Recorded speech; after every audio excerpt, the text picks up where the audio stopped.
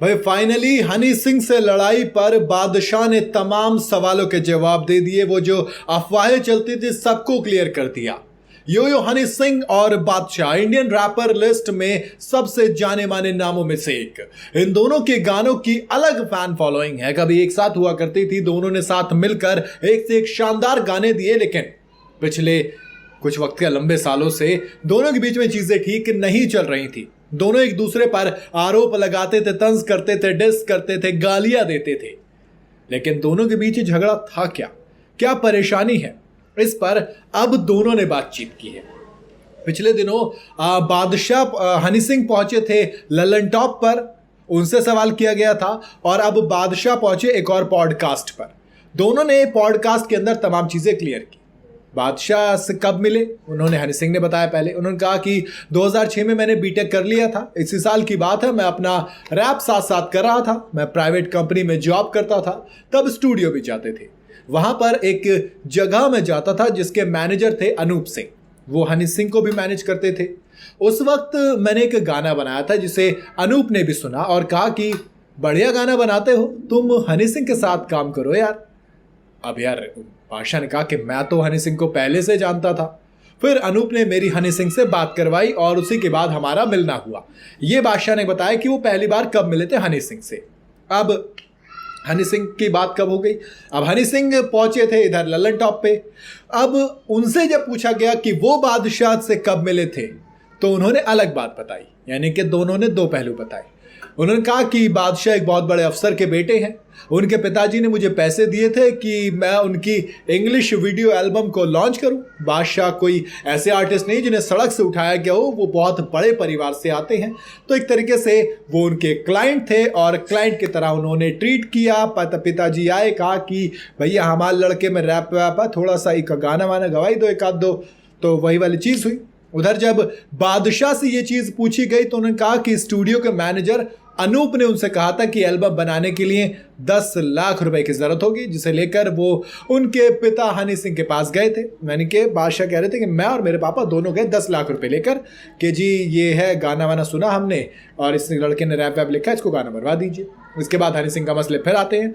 हनी सिंह का माफिया मुंडीर एक ग्रुप था, जी हाँ गैंग कह लो, ग्रुप कह लो, जिसमें कई रैपर्स थे। जब उनसे पूछा गया कि क्या कोई ऐसा गाना या प्रोजेक्ट आएगा जिसमें हनी सिंह, बादशाह और रफ्तार एक साथ दिखेंगे। अब यार ये बड़ा दिलचस्प सवाल था ना, बादशाह, हनी सिंह, रफ्तार, तीन ऐसे नाम जो दो एक तरफ एक तरफ है। उन्होंने कहा कि वैसे बादशाह कभी माफिया मुंडीर का हिस्सा नहीं थे। जितने डिस ट्रैक बादशाह ने मेरे खिलाफ निकाले हैं उससे कई ज्यादा रफ्तार ने निकाले हैं, मगर फिर भी मैं रफ्तार की बहुत इज्जत करता हूं क्योंकि वो स्ट्रीट आर्टिस्ट है, वो स्ट्रीट से उठा टैलेंट है। मैंने उन्हें पिक किया था और ये बात और है कि किसी और के कहने पर वो मेरे खिलाफ हो गए। खैर, अगर रफ्तार के साथ, माफिया मुंडीर के साथ फिर से काम करने का मौका मिलेगा तो हनी सिंह ने कहा कि मैं करूंगा, मैं तैयार हूं, क्योंकि ये जमीन से उठे हुए टैलेंट है। मगर बादशाह इनको काउंट मत कीजिए, इनके साथ काम नहीं करूंगा क्योंकि वो कभी भी माफिया मुंडीर का हिस्सा थे ही नहीं। अब बात आती है एक गाने के बवाल पर। एक गाना था, नाम है अंग्रेजी बीट। उस गाने को लेकर अक्सर बयानबाजी चलती है। हनी सिंह दावा करते हैं कि ये उनका गाना है, बादशाह का कहना है कि इसका रैप उन्होंने लिखा था। अब जब बादशाह से पूछा गया कि भैया आप बताइए अंग्रेजी बीट किसने लिखा, बादशाह ने कहा कि देखो गाना लिखा था गिप्पी पाजी ने। बात सही है, गिप्पी पाजी, लेकिन ये रैप जो था ना उसका, वो रैप मैंने लिखा था। जब कहा गया कि हनी सिंह दावा करते हैं कि रैप तो हनी सिंह ने लिखा था, इस पर बादशाह ने कहा कि यार अब मैं क्या बोलूं, मुझे बताओ ना, फैक्चुअली तो ये गाना मैंने ही लिखा है। ये जो बीट है मेरे सामने ही बनी थी, बहुत तगड़ी बीट थी। उस वक्त गिप्पी हनी सिंह के साथ शूट कर रहे थे, उन्होंने ये गाना सुना, हनी सिंह को गाना सुनाया गया, हनी सिंह ने मुझे सुनाया था, जिसके बाद मैंने इसका रैप लिखा। मैं तो हनी सिंह के लिए हमेशा खुश रहता था। अब ये वाली बात ऐसा लगता है कि समझ नहीं आ रहा कि भरोसा करे तो करे किस पे। दोनों ही बोल रहे हैं तो भैया अब कोई ऐसा तो है नहीं कि बैक टाइम में पीछे जाएंगे। खैर, इसके बाद एक गाना और आता है, गाने का नाम है ब्राउन रंग। बादशाह ने इस पर भी बात की। बादशाह ने कहा कि मुझे याद है 2011 में हनी सिंह ने मुझे बुलाया था कि एक गाने की मिक्सिंग है, उस वक्त ब्राउन रंग लिखा हुआ ना, कुड़िया नहीं तेरे ब्राउन रंग दे। हाँ, उन्होंने लिखा कि उस वक्त ब्राउन रंग लिखा था मैंने, उनके पास बीट थी मगर कुछ अजीब सा लिखा था उन्होंने।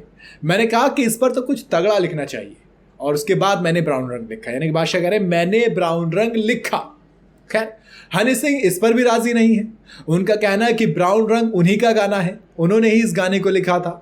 इसी इंटरव्यू में बादशाह ने भी कहा कि हनी सिंह सबका क्रेडिट ले लेते थे, इसी वजह से रफ्तार भी हनी सिंह के खिलाफ हो गए, क्योंकि हनी सिंह उनका भी क्रेडिट ले लिया करते थे। माने तमाम की तमाम लड़ाई क्रेडिट की है। अगर देखो हकीकत है तो ये बात गलत है दोस्त। अगर मैंने काम किया है तो वो काम मैंने किया। जैसे मैं वीडियो रिकॉर्ड करता हूं तो ये मेरा काम है, कुणाल वीडियो एडिट करता है, तो किसी भी प्लेटफॉर्म पे जाओ अगर मैं खुद ये बोलने लग जाऊं कि नहीं ये वीडियो मैंने ही एडिट की है, तो ऑब्वियसली जो काम कर रहा है जैसे कुणाल है तो बुरा लगेगा, और शायद यही चीज़ हनी सिंह और रफ्तार को बुरी लगी, तो वही चीज़ हो सकती है। खैर जो भी है, आपको क्या लगता है, क्या वाकई में हनी सिंह ने क्रेडिट लिया रफ्तार और बादशाह का, या फिर ये दोनों के दोनों झूठ बोल रहे थे? इक्का गोलू ये सब के सब किसी और वजह से अलग हुए, माफिया मुंडीर किसी और वजह से टूटा। आप अपनी राय मुझे कमेंट में जरूर बताइएगा। वीडियो अगर आपको पसंद आई हो तो इसे लाइक और शेयर जरूर करें, और जाते जाते चैनल को फॉलो और सब्सक्राइब जरूर करते जाइएगा।